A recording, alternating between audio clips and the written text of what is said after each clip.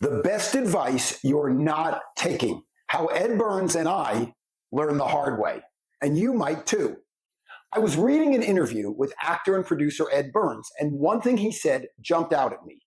Reflecting on his career, Burns admitted he was overly cautious after Saving Private Ryan, turning down roles because he wanted to make the right next step. Looking back, he regrets some of those decisions, not because he missed out on an Oscar-winning performance, but because he missed solid opportunities that would have kept him working, learning, and earning money. His takeaway? Don't be so precious. No one is keeping score. That hit me like a ton of bricks. I've seen the same thing play out in business, branding, and life, including my own. But first, a story. Years ago, a potential client called me with an opportunity. They were launching a new product and wanted my help developing their messaging. But there was a catch. The budget wasn't great, the timeline was tight, and the project didn't seem like it would add much prestige to my portfolio.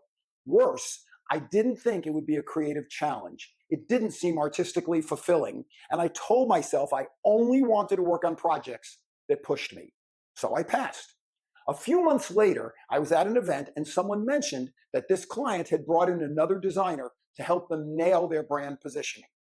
That designer was now their go-to expert, handling their message and marketing strategy across multiple product lines. I thought I had said no to what I assumed would be an uninspiring job, but I really said no to a long-term relationship, steady work, and the chance to become indispensable to a growing company. I had been too precious. And just like Burns, I had assumed someone was keeping score. Nobody remembers your wrong turns, only your momentum. We all want to make the right move, so we analyze, overthink, and sometimes stall out completely because we fear making the wrong choice.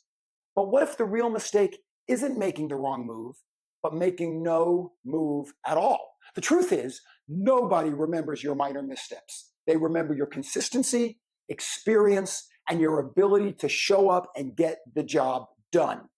Burns realized that even the bad projects had value. They taught him what to do and what not to do. They connected him with good people. They put money in his bank account. And in the end, they kept him moving forward. The same applies to all of us. If you're waiting for the perfect gig, moment, or opportunity, you might be waiting forever. Instead, take your shot. Do the work. Keep moving. Make 2025 your year of momentum.